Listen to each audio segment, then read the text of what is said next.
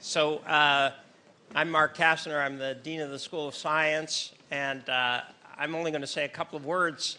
I began this series of talks last year because I realized that we have a number of people who are graduates of MIT very often, who have accomplished really unusual things in their careers. And in our classes, we talk about the heroes in our field, whether it's physics or mathematics or biology, who've done great things academically, but we rarely talk about those heroes who've changed the world in other ways.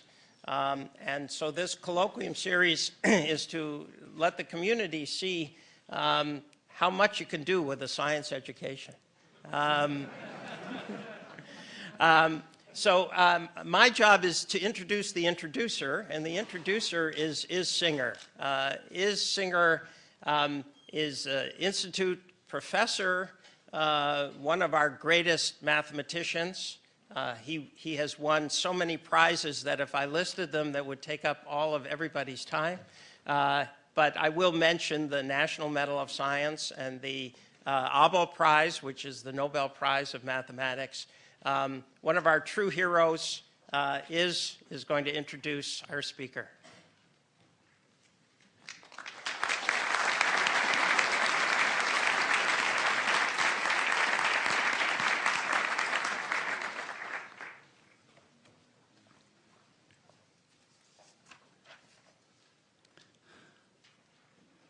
That S in careers should be capitalized to emphasize the number of things that Jim has done, the amazing accomplishments of Jim. In this talk, I'm going to focus on Jim and mathematics and a little bit of me mixed in, because in some ways Jim was my teacher, in other ways I was Jim's teacher. Jim was 17 when he entered MIT as a freshman in 1955. He was a brilliant math student, graduating in 3 years, and during those 3 years took graduate courses. He stayed for an additional year at MIT, in which he took 2 reading courses, one from me on Lie groups and Lie algebras that turned out to be very useful. People ask me what Jim was like as an undergraduate. I quote from a 2008 article, The Code Breakers. At MIT, Simons worked hard and played hard, mostly late-night poker.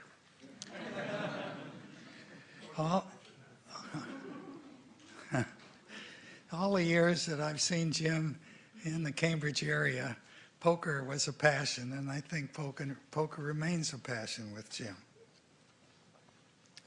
Jim went to UC Berkeley as a graduate student, and in due course, Professor Bert Costin became his thesis advisor.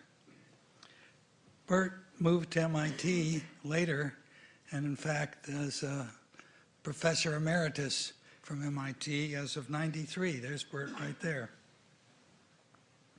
For his thesis, Jim was trying to simplify the derivation of a special list of Lie groups. That list had been derived, it got derived from geometry by Berger in Paris in a very complicated way. And Jim felt, because the answer was so simple, I won't describe it because that's very technical, there should be a simple way of getting that list of special Lie groups. He learned that I was similarly motivated, and so he sent me a note asking whether we could meet at Christmas time when he was coming back to see his parents. It was a memorable occasion because we had an enormous blizzard at MIT the day we were supposed to meet, a blizzard that most of you know.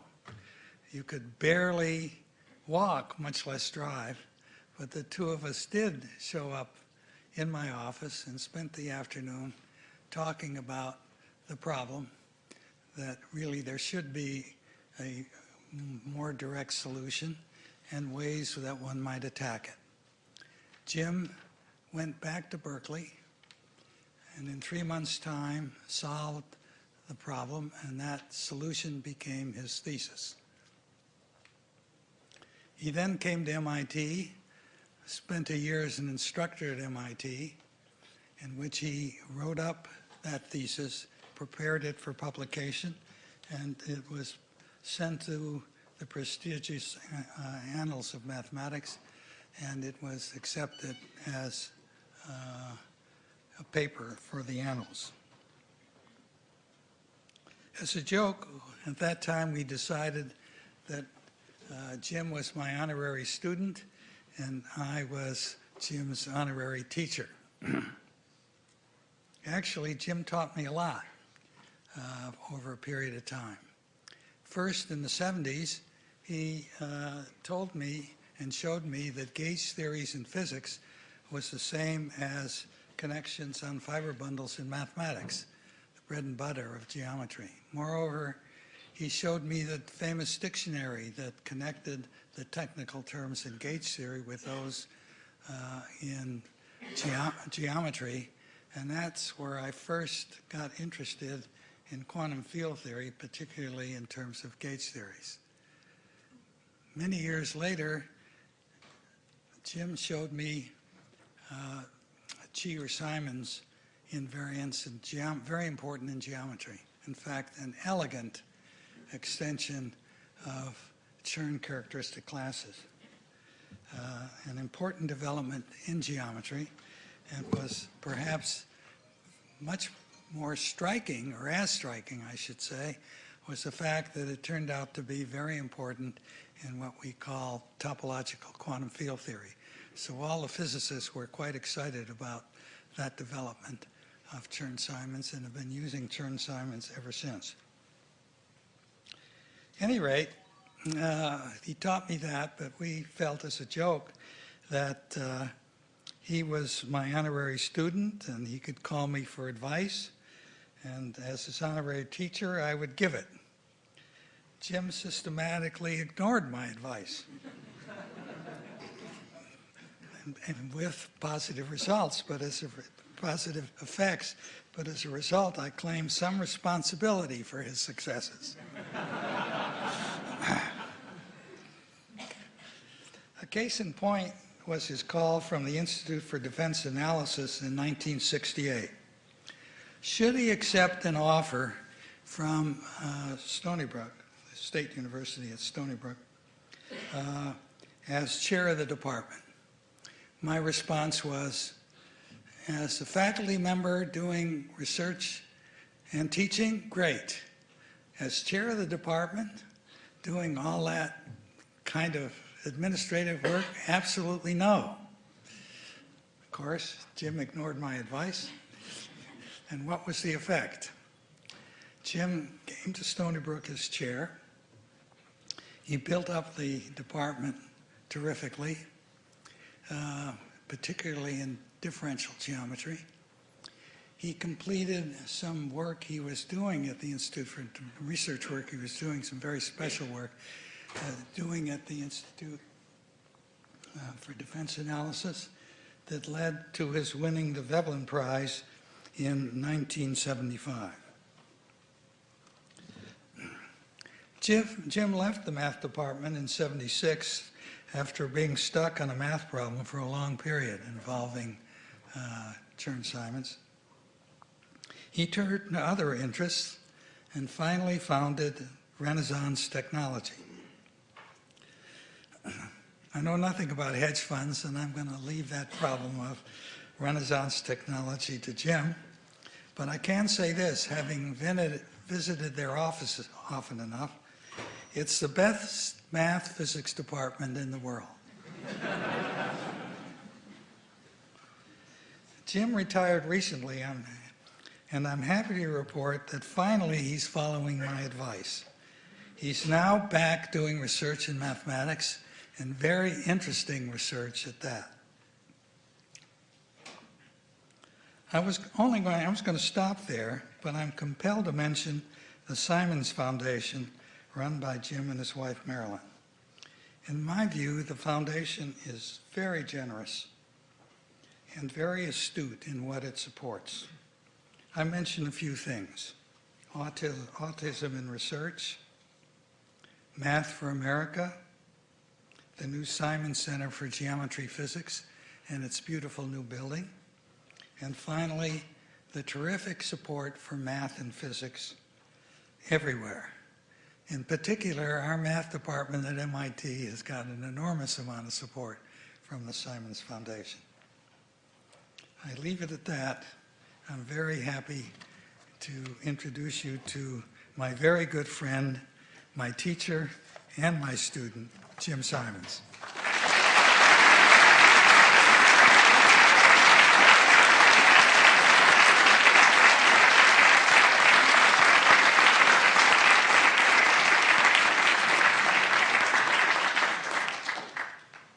Well, that was a heck of an introduction, for which I thank is because I was worried that my talk would be too long.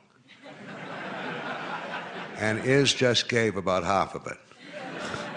So I can concentrate on the second half and fit the whole thing in the time allotted. Well, actually, it's a great pleasure to be here. I've been in this room before, I believe. It looks familiar.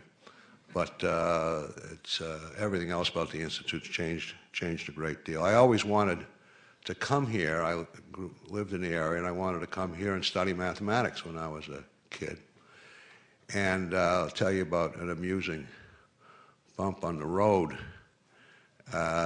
So when I was 14, I had a job in Christmas time in Breck's Garden Supply place. I don't know, maybe it's still here or not. Anyway, I worked in the basement in the stock room, putting away stock.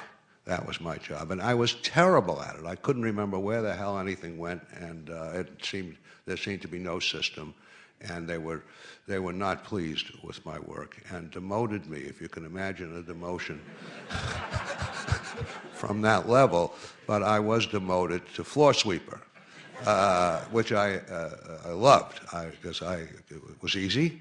I took no brain work, and I could think, and I liked to walk and think, and what was nicer than that, and you get paid for it and push a broom. Anyway, Christmas came, and the season was over, and this basement area was run by two man and a woman. They had the job of the stock room, and so they, in the course of saying goodbye to me, they, were tried to be nice and said, well, what's your future plans? I said, well, I want to study mathematics and go to MIT. Well, they thought that was the funniest thing they had ever heard. The guy who couldn't remember where to put the sheep manure, he's going to be a mathematician at MIT. Well, I fooled him. I applied to MIT, and I was accepted. But then I got this call. I got a call from Wesleyan University. I'd never heard of Wesleyan University. I was, a high school student. I didn't know everything. And they said, well, we've heard about you, and we'd really like you to apply to Wesleyan. So I made a few inquiries. It sounded nice. I said, okay. So, and they said, come down for the weekend. We'll do this for you and that, and go to a class. I don't know. I must have come down on a Friday. Whatever it was, I had a lovely time at Wesleyan. It was a beautiful place. And I was swept off my feet by their, interest and the prettiness of the place and so on. So I applied to Wesleyan, and I was rejected.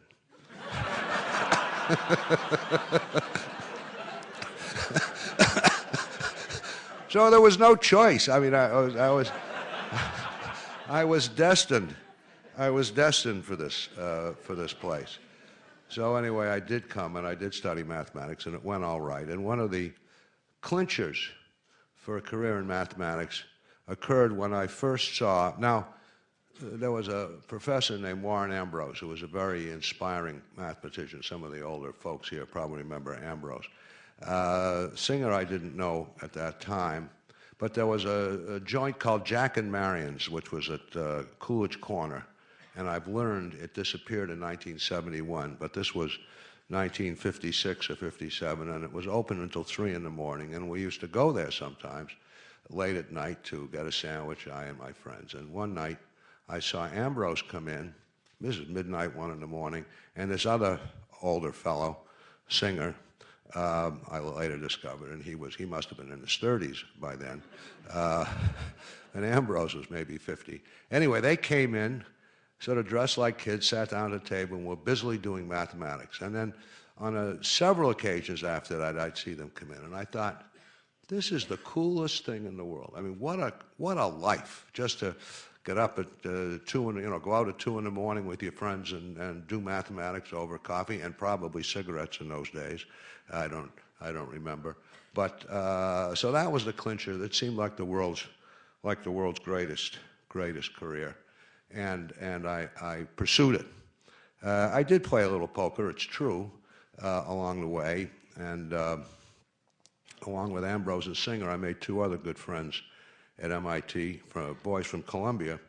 And when we graduated, someone asked me out in the meeting room there, was it true that I drove a motorbike to Brazil? Well, it was almost true. We did, with my Colombian friends, ride motor scooters to Bogota. Now, from Boston to Bogota we did. And that was miraculous that I survived that excursion. But we did get to Columbia, and that had a big impact on me, because I'd never been, I don't even think I'd stepped foot in Canada, and now here I am in Columbia. And in those days, it was an undeveloped country, but it looked to me like it could do anything. I mean, any business could flourish in Columbia because they didn't have them. And these boys that I went to MIT with, they were very bright boys. And I knew, since they always beat me at poker, that they'd probably be good businessmen, which it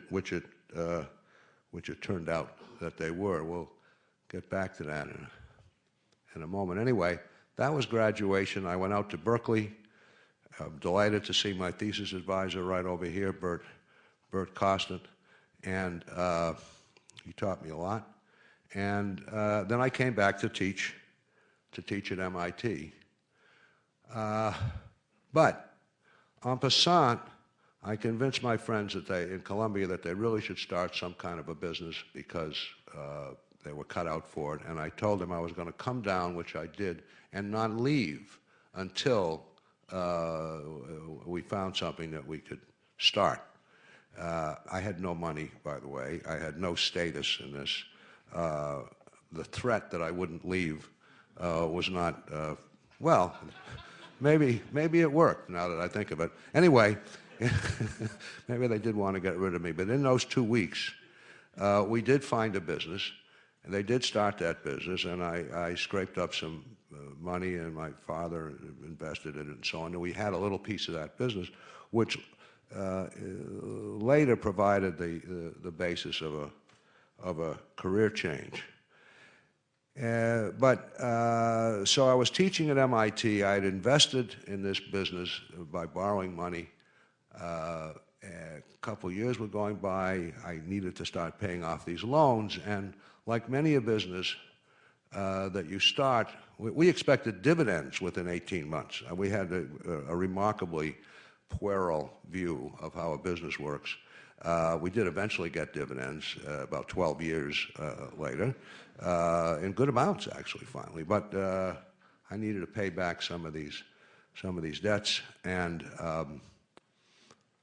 so I went to the Institute for Defense Analyses in Princeton, New Jersey. This was a joint on the Princeton campus at that time, where they did secret government work and paid quite a lot, and you could spend half your time doing your own mathematics and half your time doing their work, whatever their work was. It involved computers. And well, you know, it was secret. I don't want to talk about it. They knew, and I knew. And I loved both. I loved it all. It was great. It turned out I wasn't bad at their work, It was extremely interesting to model things and see them programmed up. God knows, not by me, but someone else could program them up and test out theories, models. Would it work? Would it not work? And at the same time, mathematics was going extremely well. And I did do the work there that subsequently got this Veblen Prize, solved kind of a major problem in geometry. And it was going swimmingly. It was a great experience. I was there. But then this was the time of the Vietnam War. And the president of this organization, two steps up from my local boss, a guy named Maxwell Taylor. Some of the people with gray hair in the room might remember General Maxwell Taylor. Anyway, he ran this outfit, and he wrote a crazy article. Well, I thought it was crazy, in the New York Times magazine section, saying how we were going to win the Vietnam War, and it was just, victory was days away, or whatever it was that he was touting.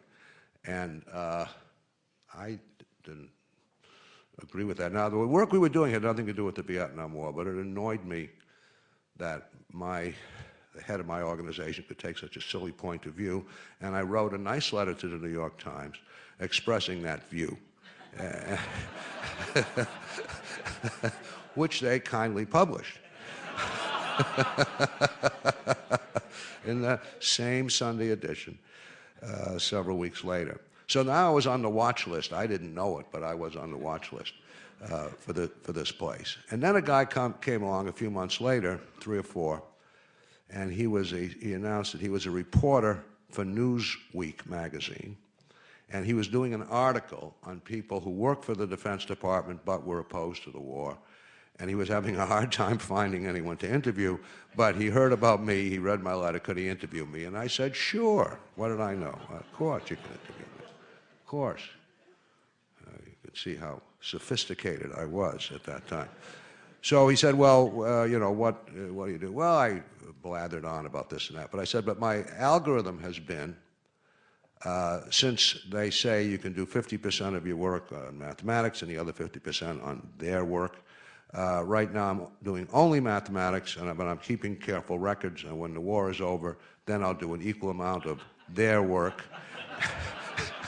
And that's my approach. So, no, I mean, it's not unreasonable.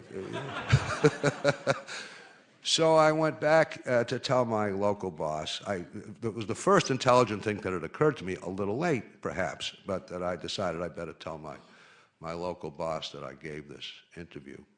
And he said, you did? And what did you say? And I said, well, I said what I said. He said, He said, I better call Taylor. I picked up the phone, called this General Maxwell Taylor. There was a little silence at the other end, and so on, and he couldn't hear what Taylor was saying, and then he hung up. He looked at me and said, you're fired. I said, I'm fired? I mean, I'm fired. He said, you're fired.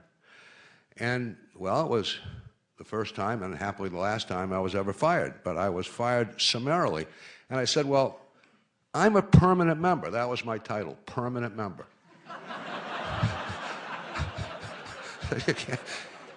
He said, I'll tell you the difference. And when I started, I was a temporary member. And then I became a permanent member. So he said, I'll tell you the difference between a temporary member and a permanent member. I said, yes. He says, a temporary member has a contract. Well, I guess it was true. I had a letter when I was a temporary member, but when I became a permanent member, I didn't have a contract. And so there I was, out on my ear, but not especially worried. And I did go against Izzy's advice, and I did take the job as chairman at Stony Brook. I figured it was better to be a firer than a firee.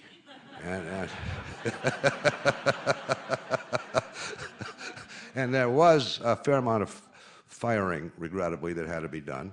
The department was very weak, but we hired a lot of people. We had a good time, and we did build a good department, and I did do some mathematics there that ended up with churn that ended up being pretty useful in physics. And it was there that I did learn about the Bohm-Aronoff experiment and the apparent relation between what we mathematicians called, bundles with connection and what the physicists called gauge theory. And I did run off to MIT and not to MIT, to see I think he was at Rockefeller that year, and sat in some place over coffee and explained this connection. And it was a very, very exciting time. And it was, I think there were conversations like that going on, perhaps in lots of coffee shops around, about how physics, the way it was evolving, and the geometric side of mathematics were really becoming quite intertwined, and now they're inextricably intertwined as far as I can see.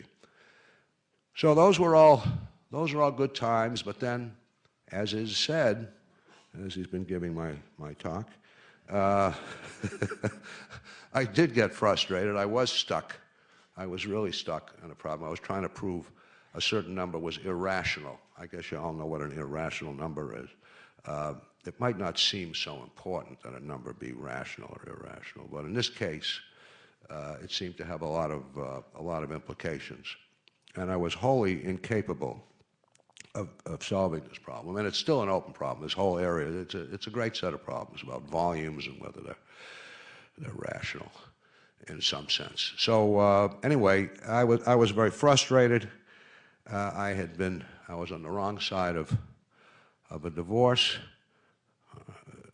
I was turned out on the right side of my next marriage. I did have a new girlfriend who's sitting right there, my new girlfriend. And my South American business, at long last, started paying some dividends. In fact, it started paying a lot of dividends, and I had some money.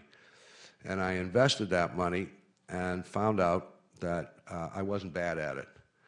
And all of this made me think, okay, it's time for a change. And so in 1976, I was 38. I felt I'd been a mathematician all my life, but really sort of since I was 18, I think I was. So I guess I spent 20 years in that game and decided to go into business.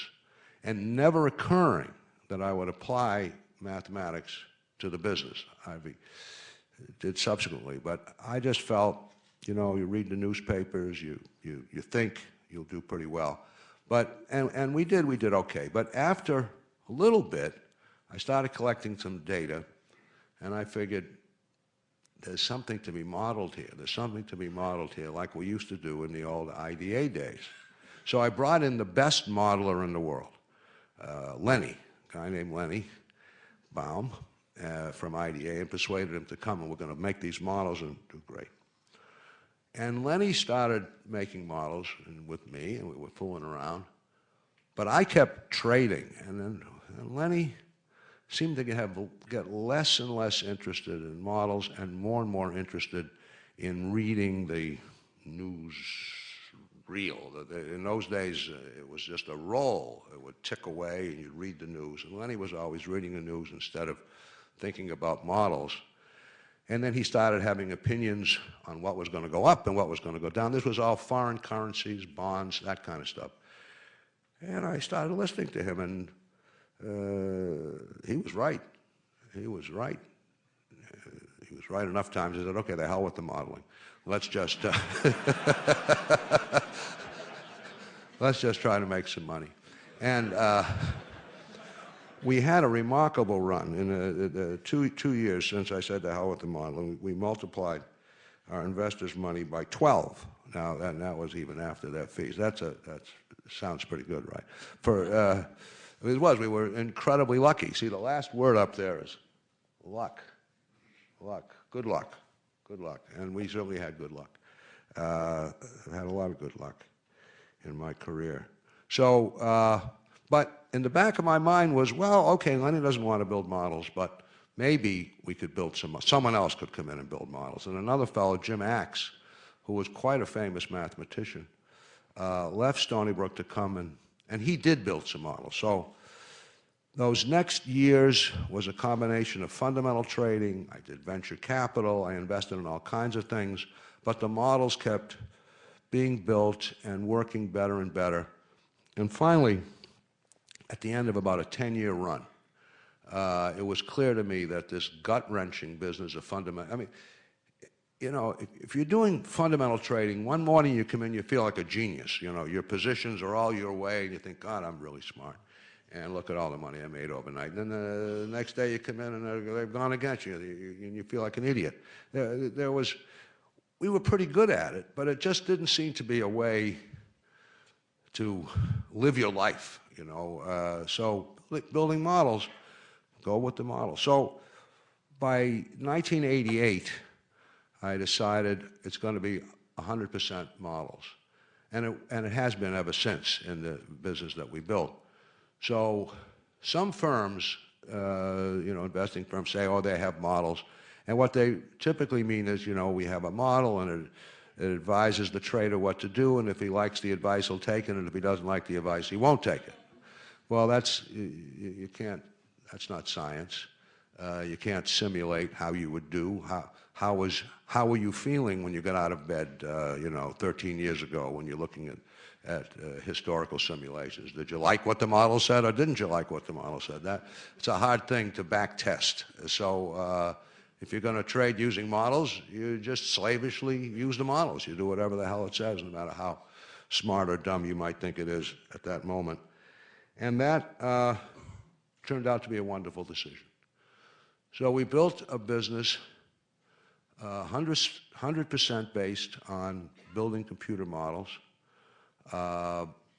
starting in those areas that I mentioned, currencies, financial instruments, gradually moving to stocks, and finally to anything that moved. Well, it had to be tradable, it had to be liquid. Was always liquid. And you know, bringing in data. In those days, we sent gals down to the New York Federal Reserve to copy histories of interest rate numbers. I mean, they didn't exist in the 70s. You couldn't go and buy data, and there was certainly not online deliveries of all this stuff. So to build the original models, we needed to collect a lot of data by hand, which we did. And but gradually, you know, we got smarter, the models got better, we brought in more and more people. We have the best math and physics department in the world at Renaissance. I don't think that's quite true. On the other hand, it ain't bad. We have a lot of smart guys, and we certainly hired people who were good at that kind of work. So we started this thing called the Medallion Fund in 1988. In 1993, we closed it to any new investment by outsiders. Just employees could invest. By 2002, we started taking out the outsiders altogether, buying them out, and by 2005, there weren't any left. So since then, the last 5 years, this vaunted Medallion Fund has been owned 100% by the employees, which today are about 300 employees. And, well, so people would always ask me, well, what's the secret? How come? Because we're not the only quant firm in the world. We're not the only guys who have, you know, made models. I disparage some who model making was sort of a part-time thing, but there were certainly other outfits. But we seem to have done better than anybody. We had really established a remarkable record. So people always ask me, well, what's the secret? You know, what are the secrets? Now, of course, I'm not going to tell you the various predictive signals and so on and so forth, unless, no, I'm definitely not going to. We'll keep that. That's even bigger secrets than that, their stuff down there at IDA. These secrets we try to guard them. But the real secret sauce is that we start with great scientists. We start with first-class people who've done first-class work, or we have reason to believe will do first-class work. And because I was there at the beginning, and a few other people who had been pretty good at math and science, we had good taste, and that's stayed with the company. The second thing is we provide people with a great infrastructure. And I've had people come to us from all over when they come to work and say they never saw, it's more easy to get to work here than any place else. The data is easily served. We have we have an alumnus here that I saw earlier who could testify to that. I'm not going to ask him to do so, but he would. So the infrastructure, give people a good infrastructure. And I think the most important thing that we do is have an open atmosphere. So my belief is the best way to conduct research on a broad scale is to make sure, as much as possible, that everybody knows what everybody else is doing, at least as quickly as possible. Sometimes you get an idea, you want to keep it to yourself for a little while, you don't want to look like an idiot, but the sooner the better. Start talking to other people about what you're doing, because that's what will stimulate things the fastest. No compartmentization. No, we don't have any little groups that say, this is our system, and we developed it, and you run it, and we get paid based on that, and so on. None of that. Everybody meets once a week.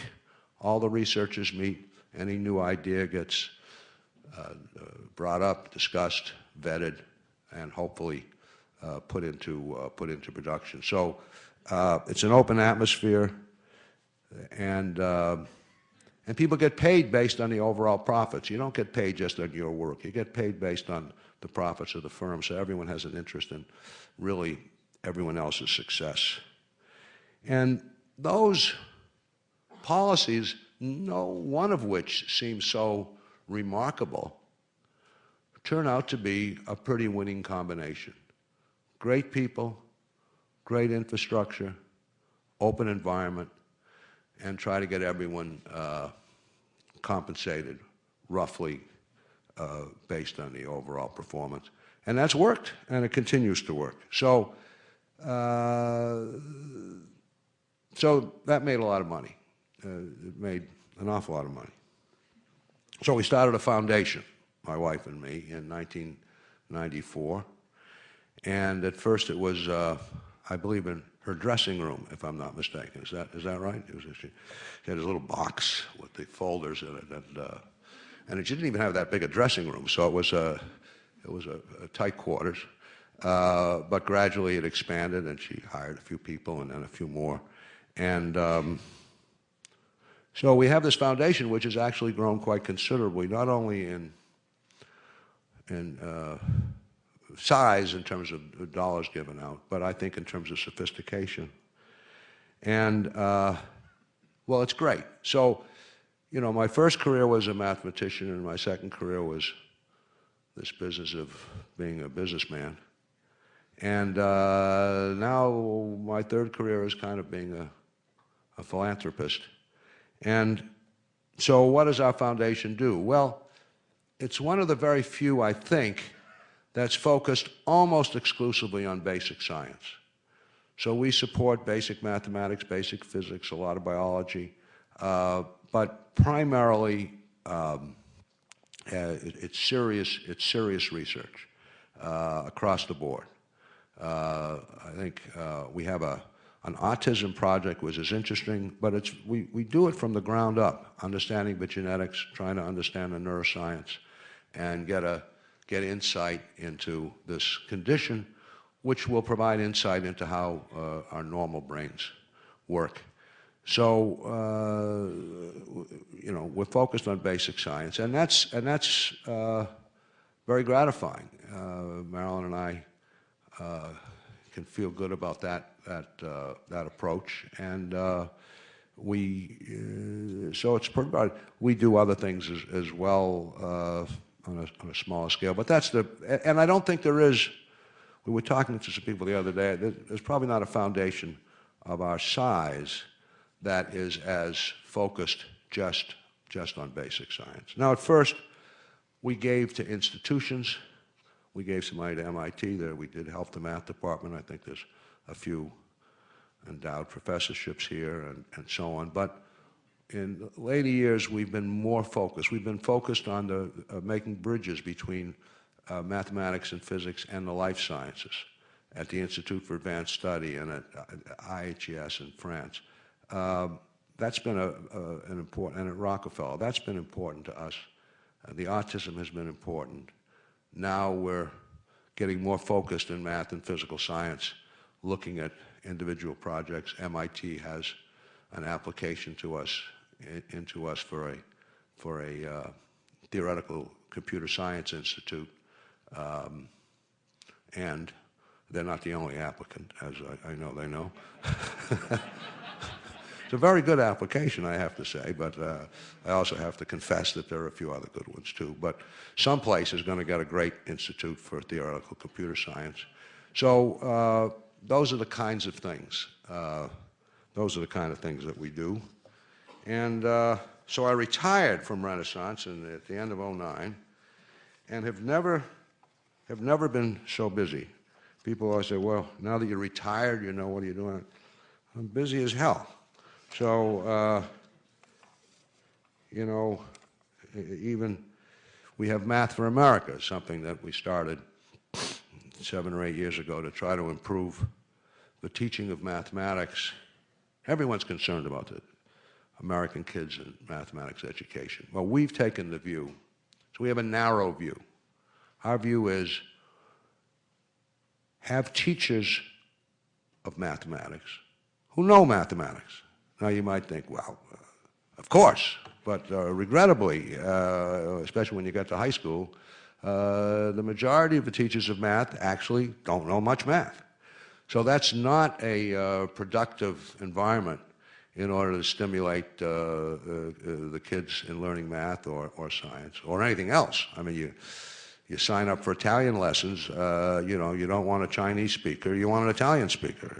You know, a guy with an Italian book says, well, I'm learning this and not to worry. You'd say, you know, I'd like somebody else, please. I'd like somebody else. But the kids don't have a choice in the matter. So, we're trying to do that, and we're doing it. Okay, so why don't we have enough?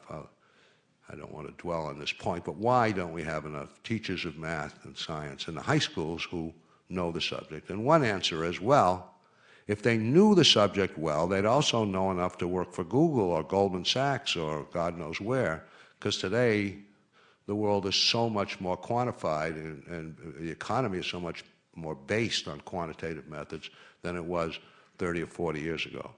So the difference in the quality of the job, the pay and the respect is so great for someone who's actually qualified to do a good job at teaching high school mathematics that they get pulled away and don't often find themselves in the classroom anymore. So you have to make the job better. That means pay these folks more, which we do in New York through our program and a few other cities, and provide them more respect and support, which we do. So, you know, if you pay a guy 25% more and make him feel or her feel special, all of a sudden the career is a lot better. If you make the career better, people will stay in the career. If it stays the way it is, people won't stay in the career. And if we don't do something, it isn't going to be a good situation. So this is something you probably all have given some thought to. So I'll conclude this. I was talking to my wife about this talk and what I might say, and she said, well, you know, you should end with values. I said, I'm not sure I have any values. She assured me that I had some values, if only I could think hard about them. So I guess I do have some values, and I think they have guided me. So I'm calling them guiding principles. Values sounds like a very serious business, but I'll tell you some guiding principles which I think have worked pretty well. So one thing I've always done is do something new. I love to do something new, and I don't like to run with the pack. For one thing, I'm not such a fast runner. So, you know, if you're one of N people all working on the same problem in different places, well, me, I know I'd be last. You know, I'm not going to win that race. But if you can think of a new problem or a new way of doing something that other people aren't all working on at the same time, maybe that'll give you a chance. So do something new. Second, collaborate with the best people you possibly can. When you see a person, get to know a person who seems like a great guy or a great gal to work with in something, try to find a way to do it, because that gives you some reach and some scope, and it's also fun to work with terrific people. I wrote down here, be guided by beauty. I really mean that. I think pretty much everything I've done has had an aesthetic component, at least to me. Now you might think, well, building a company that's trading bonds, what's so aesthetic about that? But it is, what's aesthetic about it is doing it right. Doing it right, getting the right kind of people and approaching the problem and doing it right. And if you feel that you're the first one to do it right, and I think we were, that's a terrific feeling, and it's a beautiful thing to do something right. It's also a beautiful thing to solve a math problem or create some mathematics that people hadn't thought of before. So be guided by beauty is not such a bad principle. And then I wrote down, don't give up. At least try not to give up. And sometimes it's appropriate to be at something, to be trying to do something for a hell of a long time. And finally, hope for some good luck. So that's it.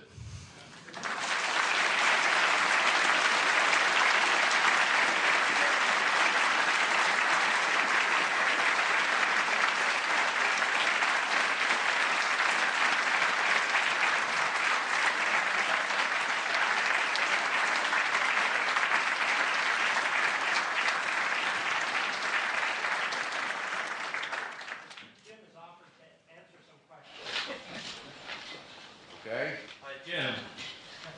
Yes, my question is, in economics, there's sometimes non-convex production curves, there's imperfect competition. In financial markets, the liquidity of a market can vary, its efficiency can vary, there's asymmetric info. So I was curious, do people at Renaissance, do you have a discrete mathematics team, and do you look at fat tail risk as well as the continuous variance? Well, that's considerably more technical a question than I expected. I might as well give a lecture on differential cohomology. But yes, I suppose we consider all of those things. We certainly look at risk. Modeling risk is important to do. The fat tail risk refers to the fact that risk in financial markets is typically not a normal distribution. The tails of a distribution are heavier, and the inside is not as heavy. So understanding that is real important.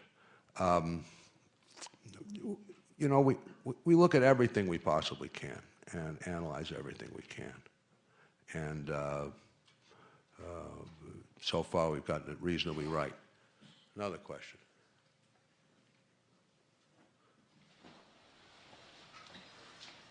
Do you consider high-frequency trading to be socially useful? And if so, how much? Okay. The question was, do I consider high-frequency trading to be socially useful? And if so, how much? How much can you make at it, or how you how useful? I consider high-frequency trading to be natural and definitely socially useful. What's happened is that as the markets have become electronic and computers have been applied to generating prices and accepting trades and all the rest, the markets have grown tremendously more liquid. Spreads have come down. The bid-ask spreads have come down. The fellows who used to be, you know, the specialists on the floor, specialists of old, they were supposed to be the market makers, you know. Well, they were full of baloney. They would create very wide spreads, and at the first sign of trouble, they would disappear. With the electronic trading has come the ability to trade fast, and that has brought spreads down, and it has brought market impact down. So there's two things that happens when you buy a stock. One thing, you pay a little, typically, you will pay a little bit above the mid-price, just as if you sell it, you'll sell it for a little bit below the mid-price. But the other thing that happens is, infinitesimally perhaps, you move the market.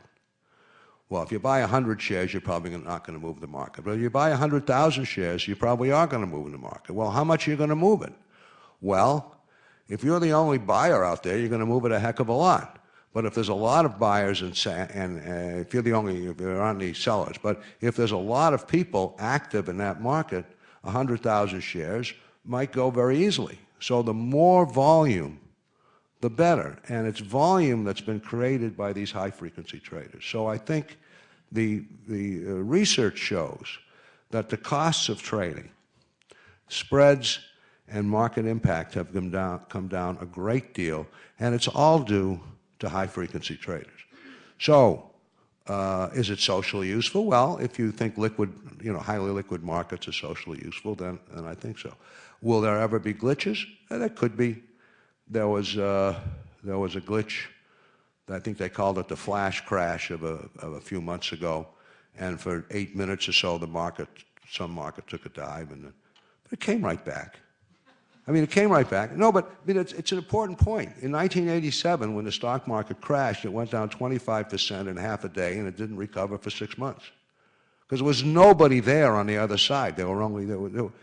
This thing recovered, this flash crash recovered, because someone had made a mistake, I presume. Some kind of order went in that was much too big. There was nervousness in the market. It was already down 3%. And it took a dive. And everyone stood back and said, oh, my God, what's going on? Well, but then the algorithms kicked in, and all this trading just came back, and this thing disappeared in 10 minutes. So it was a little destabilizing, but it was a whole lot different from the crash of 1987. So that's a long answer to a short question. Yes, I think high-speed trading is socially useful, and I think that the people who argue against it are wrong.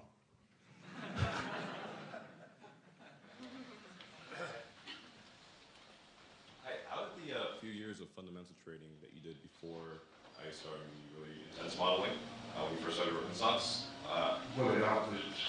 Talk right into that mic. Say it again. Can you hear me now? I was wondering how the few years of fundamental trading that you had done when you first started Renaissance influenced the modeling that you did. How do they influence the model? Yeah, would you have built your models very differently, you think, had you not had that trading experience? Okay, how did my experience in fundamental trading affect the models that gradually got built? I think that they taught us something. The early models that we built were pretty crude, and I think were inspired by just sort of looking at what we'd seen. Being in the markets is a good way to observe them.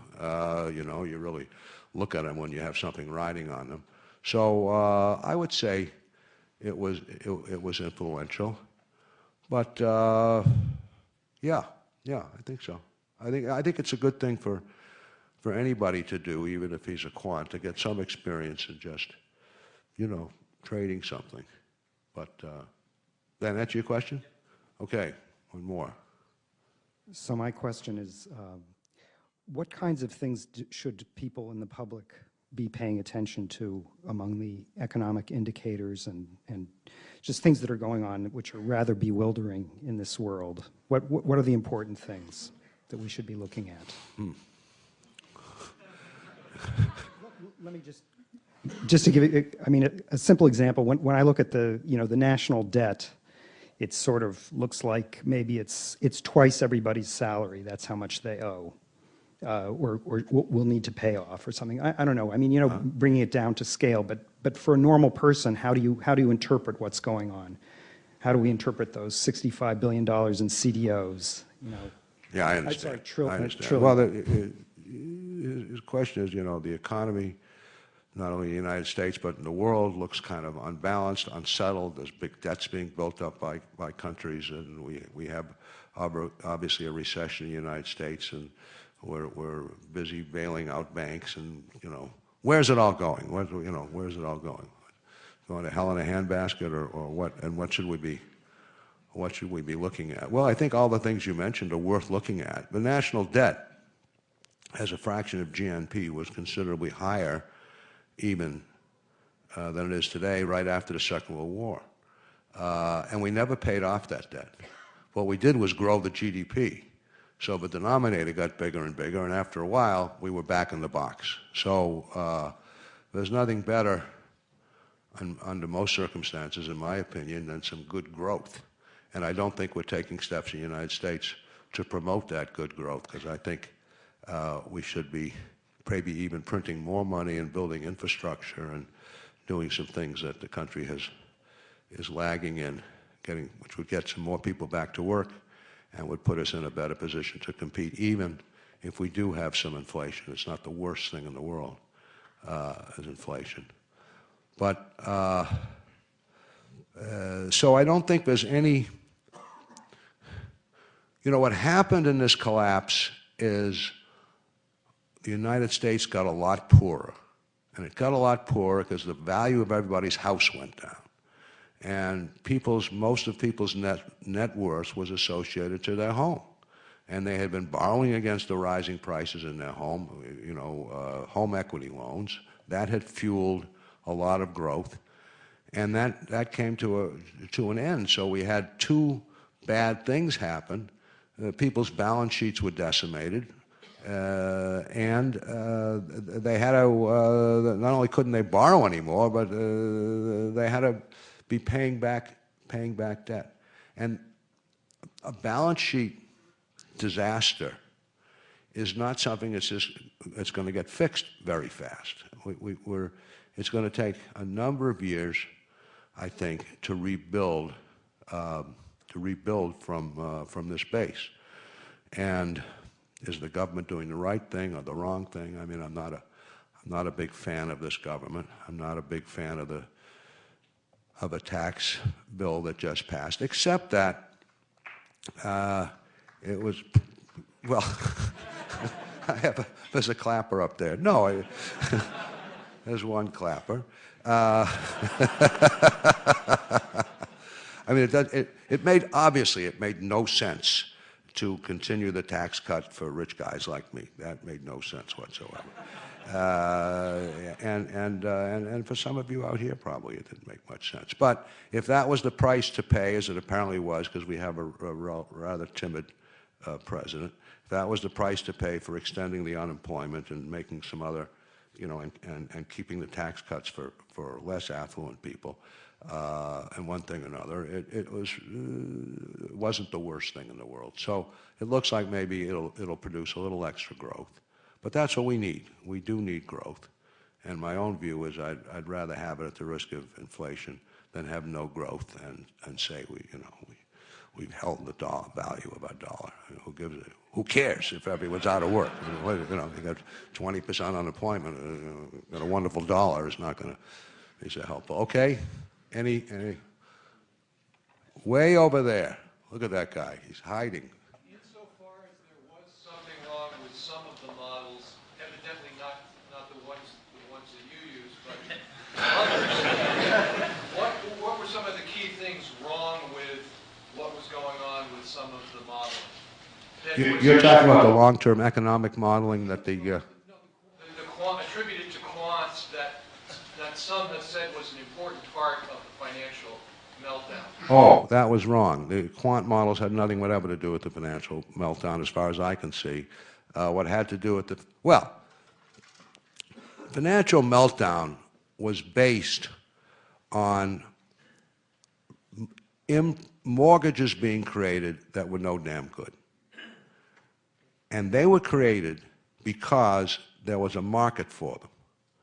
So these subprime mortgages, you lend money to people that you would never, if you were the lender, you would never dream of lending money under these circumstances. On the other hand, if your uncle said, don't worry, you lend it and I'll buy the paper, you might say, well, okay, uncle, if you say you'll buy the paper, I'll lend the money. You lend the money, buy the paper, sell the paper to the uncle.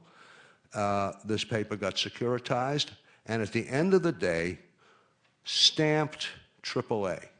Now, who the hell did that? The rating agencies stamped this paper AAA, and they stamped it AAA either because they were idiots, which I think is largely the case, but also because their fees were paid by the issuers of this rotten paper, who wouldn't have issued it in the first place if they didn't expect to get AAA, and then this whole chain.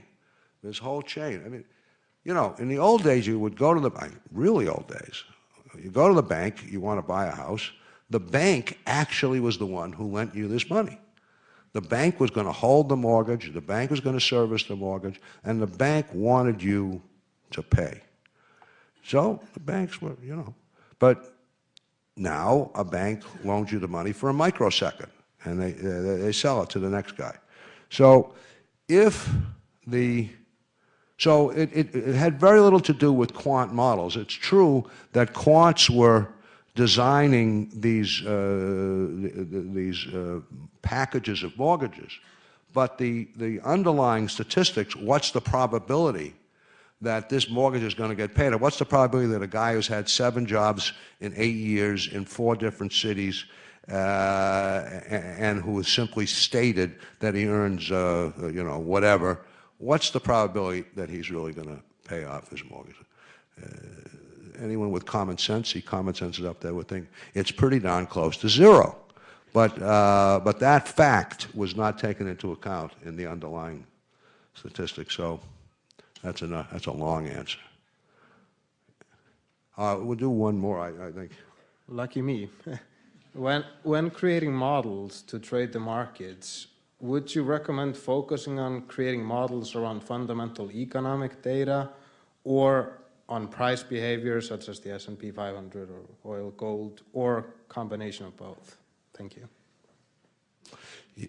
I mentioned Warren Ambrose in my beginning of my talk, this mathematician who inspired me. I'm actually going to answer your question. And I went to him one day early in my career and I said, Professor Ambrose, I mean really early, is it best to learn a lot about one area of mathematics or learn a little bit about a lot of areas of mathematics? And he looked at me and he said, one can make the cliche either way. And that was the end of the discussion. So there isn't any right answer to the question you asked. All of those things are good. It's good to use economic models. It's good to use, you know, price histories. It's good to make models using all these things. And there isn't any right or wrong to that answer. So.